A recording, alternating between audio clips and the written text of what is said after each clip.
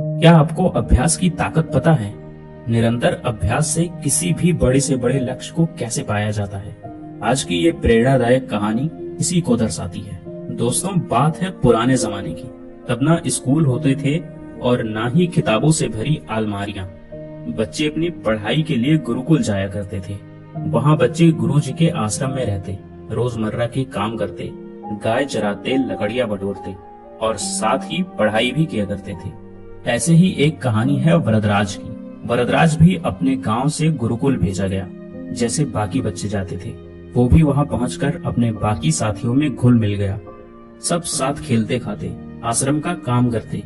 लेकिन एक ही जगह थी जहां वरदराज अपने दोस्तों से बहुत पीछे था, और वो थी पढ़ाई। गुरुजी जो भी पढ़ाते, वरदराज की समझ में बहुत कम आता। अक्षर, श्लोक, अर्थ सब कुछ उसके लिए उलझे धागों जैसा था। गुरुजी समझाते समझाते थक जाते, मगर वरदराज के सिर पर तो मानो बात ही नहीं चढ़ती। धीरे धीरे उसकी हालत ऐसी हो गई कि आश्रम के बच्चे उसे ताने मारने लगे। कोई उसे मंद बुद्धि कहता, कोई कहता तू तो कभी कुछ नहीं सीख पाएगा। वक्त बीतता गया, साल खत्म हुआ।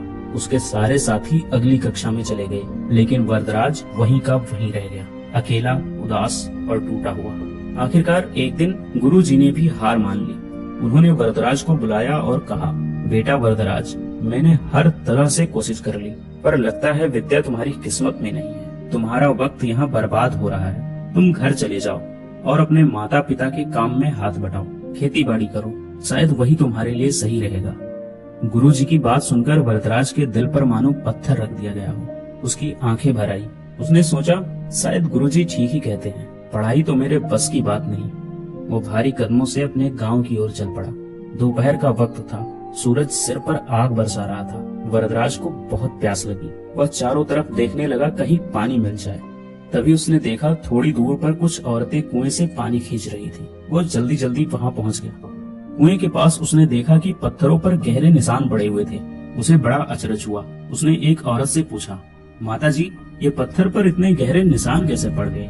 क्या किसी ने इन्हें तराशा है? औरत ने हंसते हुए कहा, नहीं बेटे, इन्हें किसी ने नहीं तराशा।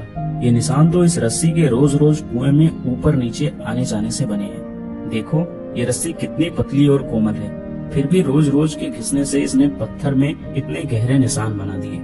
बस यही बात वरदराज के दिल में तीर की तरह चल लगी। उसने सोचा, जब कोमल सी रस्सी भी रोज रोज कोशिश करके ठोस पत्थर में निशान डाल सकती है, तो क्या मैं रोज रोज अभ्यास करके अपने दिमाग में विद्या नहीं भर सकता? उसकी आंखों में नई चमक आ गई। अब वरदराज को यकीन हो चला था कि लगातार मेहनत से नामुमकिन भी मुमकिन हो जाता है। वरदराज ने वही कुएं के पास फैसला किया, मैं हार नहीं मानूंगा। मैं वापस जाऊंगा गुरुकुल और तब तक कोशिश करता रहूंगा जब तक सीख न जाऊं। वो फौरन वापस गुरुकुल लौट गया। उसके लौटते ही सब हैरान रह गए। गुरुजी ने पूछा, बेटा वरदराज, तुम फिर क्यों लौट आए? वरदराज ने आत्मविश्वास से कहा, गुरुजी, मैंने रास्ते में एक कुआं देखा। वहाँ रस्सी के रोज रोज घिसने से पत्थर में निशान पड़ गए थे। तो मैंने सोचा कि अगर पत्थर पर निशान पड़ सकते हैं, तो लगातार अभ्यास से मेरे दिमाग पर भी विद्या की छाप जरूर पड़ सकती है। गुरुजी, मुझे एक मौका और दीजिए। मैं मेहनत करूंगा, रोज करूंगा और तब तक करूंगा जब तक सीख न जाऊं। गुरुजी ने उसकी आंखों में एक अलग चमक देखी।